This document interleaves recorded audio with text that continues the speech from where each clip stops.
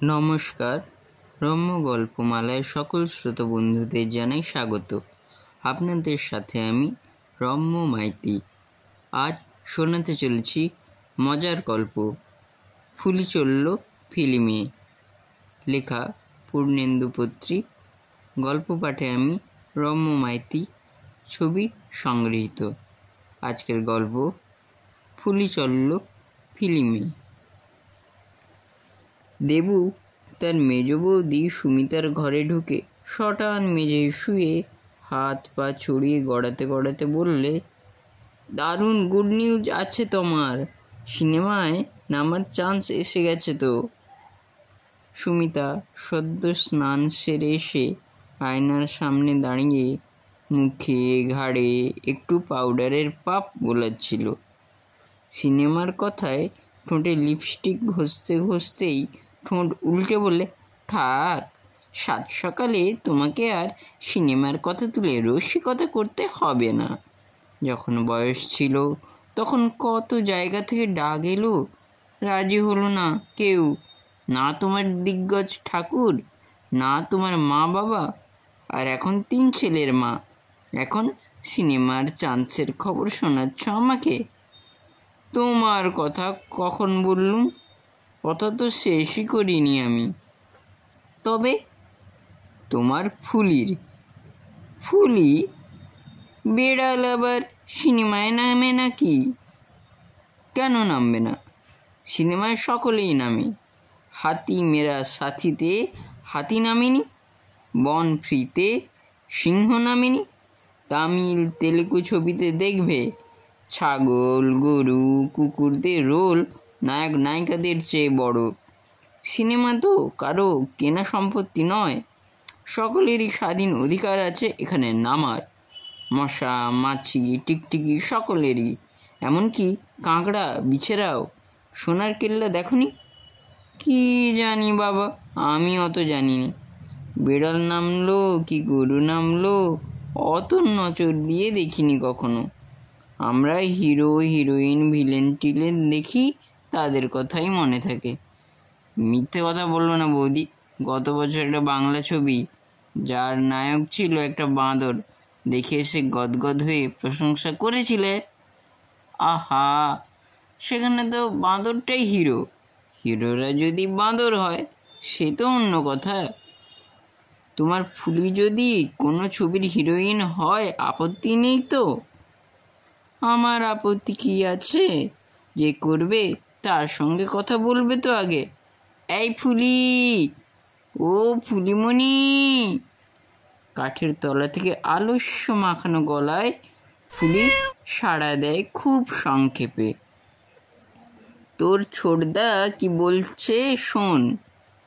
ফুলি খাটের তলা থেকে মন্থর পায়ে বেরিয়ে এসে দেবুর সামনে গা ঝাড়া দিয়ে গায়ে আড় ভাঙে। লম্বা একটা হাই তুলে চোখ থেকে ঘুম তাড়ায়। তারপর লেজ দিয়ে মেঝের উপরে বসার জায়গাটা ঈষৎ ঝেঁটিয়ে নিয়ে আজ শোয়ার মতো ভঙ্গিতে বসে। কি বলছিলে? সিনেমায় নামবি? না। কেন? ফিল্ম খুব খারাপ জায়গা, স্বভাব চরিত্রের নষ্ট হয়ে যায়। তাই নাকি? কি করে জানলি? লোকে বলা বলি করে। লোকে তো বলে তুই খুব পেটুক। তা লোকের কথা শুনে তুই কি চুরি করে খাওয়া ছেড়েছিস? আবার সেই খাওয়ার খোটা দেখেছ মা? ফুলি ঘুরে তাকায় সুমিতার দিকে। সুমিতা তখন ছোট ছেলের দুধ বানানোর জন্য আমুলের টিন, জনতা স্টোভ, গেলাস, কেটলি, ছাঁকনি, চামচে ইত্যাদি নিয়ে ব্যস্ত। আমুলের টিন খোলা মাত্রই সোজা হয়ে বসলো ফুলি। সঙ্গে সঙ্গে গলা দিয়ে ফুটে বেরোলো বিচিত্র একটা শব্দ। এর অর্থ সুমিতা আর ফুলি ছাড়া কেউ জানে না। সুমিতা 5 আঙুলের চিমটে কৌটো থেকে খানিকটা আমুল গুঁড়ো তুলে নিয়ে মেঝে ছড়িয়ে দেয়। ফুলি একটু একটু চাটে।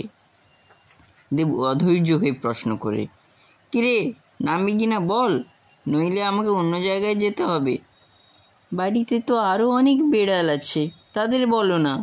ওরে বাঁদর, তাদের বলার থাকলে কি তোর কাছে আসতুম? যারা ছবিটা করেছে আর যে ছবিটা করেছে তাদের তোর মতো একটি বিড়াল দরকার। চিত্রনাট্যে লেখা আছে বিড়ালটি হবে আর্কিটাইপাল, অর্থাৎ বিড়াল জাতির প্রতিভূ।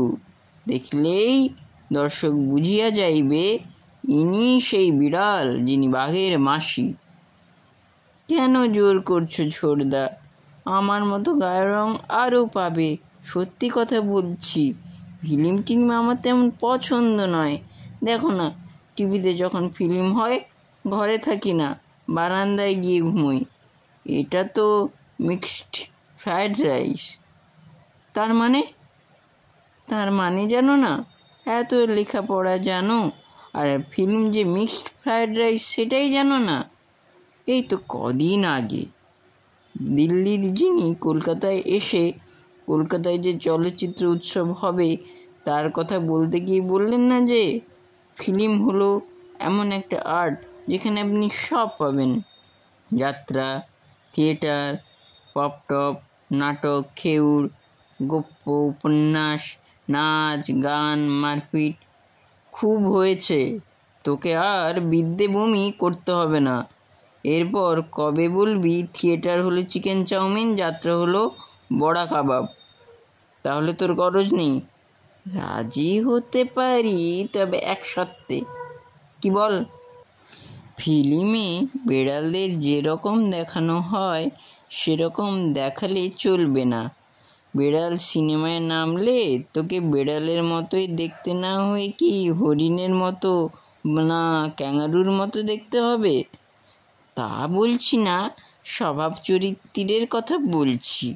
ফিল্মে খুব হেনস্থা করা হয় তো আমাদের, যেন বেড়াল জাতটা শুধু চুরি করে খাওয়া ছাড়া আর কিছু জানে না।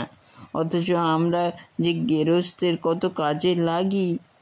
কে হেনস্থা করেছে তাদের? কবে? অনেকবার।